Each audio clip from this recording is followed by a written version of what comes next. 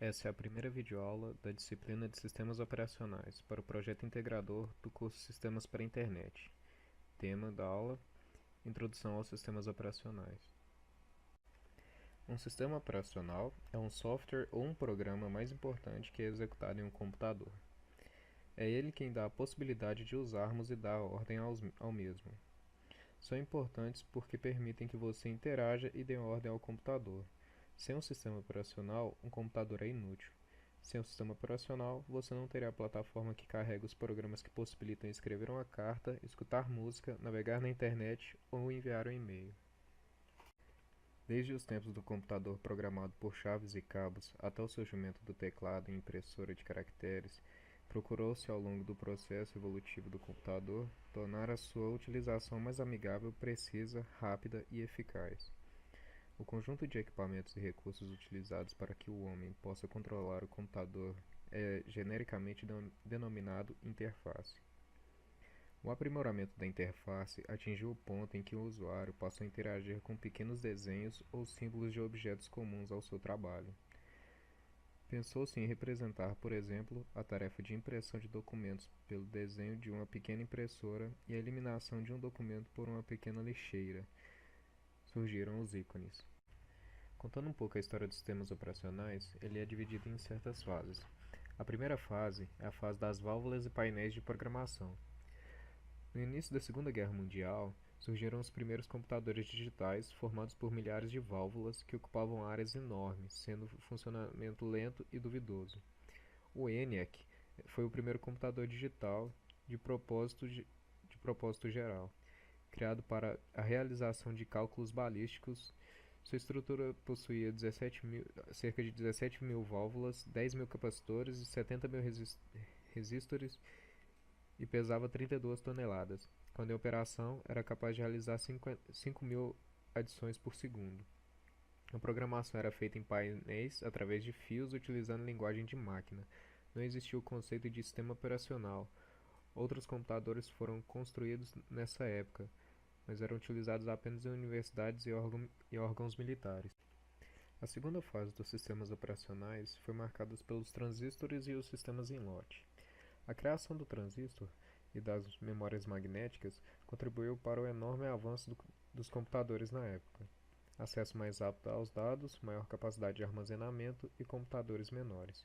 Surgiram os primeiros sistemas operacionais para tentar automatizar as tarefas manuais até então realizadas e as primeiras linguagens de programação, como o Assembly e o Fortran. Os programas deixaram de ser feitos diretamente no hardware, o que facilitou enormemente o processo de desenvolvimento de programas. Surgiu o processamento em batch, onde um lote, batch, de programas e de dados era submetido ao computador por vez. A terceira fase dos sistemas operacionais foi marcada pelos circuitos integrados e multiprogramação. A evolução dos processadores de entrada e saída permitiu que, enquanto um programa esperasse por uma operação de leitura ou gravação, o processador executasse um outro programa. A memória foi dividida em partições, onde cada programa esperava sua vez para ser processado. A essa técnica de compartilhamento da memória principal e processador deu-se o nome de multiprogramação. Com a substituição das fitas por discos, no processo de submissão dos programas, o processamento da batch tornou-se mais eficiente, permitiu a alteração na ordem de execução das tarefas, até então somente sequencial.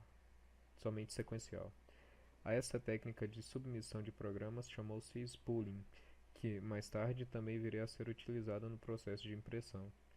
Para permitir a interação rápida entre o usuário e o computador, foram adicionados terminais de vídeo e teclado. A multiprogramação evoluiu a cada programa na memória utilizaria o processador em pequenos intervalos de tempo. A esse sistema de divisão de tempo e processador chamou-se de time sharing. Nessa fase surgiu o Unix. Na quarta fase nós temos os computadores pessoais. Surgem as estações de trabalho, que apesar de monousuárias, permitem que se executem diversas tarefas concorrentemente, criando o conceito de multitarefa. No final dos anos 80, os computadores tiveram um grande avanço com a adição de mais processadores, exigindo dos sistemas operacionais novos mecanismos de controle e sincronismo. Com o multiprocessamento, foi possível a execução de mais de um programa simultaneamente. ou até de um mesmo programa por mais de um processador. Foram introduzidos processadores vetoriais e técnicas de paralelismo de processamento, fazendo com que os computadores se tornassem ainda mais poderosos. O uso das redes distribuídas se difundiu por meio de todo o mundo, permitindo o acesso a outros sistemas de computação, independente da cidade, país e até mesmo fabricante. Os softwares de rede passaram a estar intimamente relacionados com os sistemas operacionais de cada máquina e surgem os sistemas operacionais de rede. Quinta fase, fase atual. Houve grandes avanços em termos de hardware, software e telecomunicações, como consequência da evolução das aplicações que necessitavam cada vez mais da capacidade de processamento e armazenamento de dados. Sistemas especialistas, sistemas multimídia, bancos de dados distribuídos, inteligência artificial e redes neurais são apenas alguns exemplos da necessidade cada vez maior de informação e de capacidade de processamento. O conceito de processamento distribuído é explorado nos sistemas operacionais de forma que suas funções estejam espalhadas por vários processamentos através de redes de computadores. A arquitetura cliente-servidor passa a ser oferecida em redes distribuídas, permitindo que qualquer pessoa tenha acesso a todo tipo de informação, independente de onde esteja armazenada.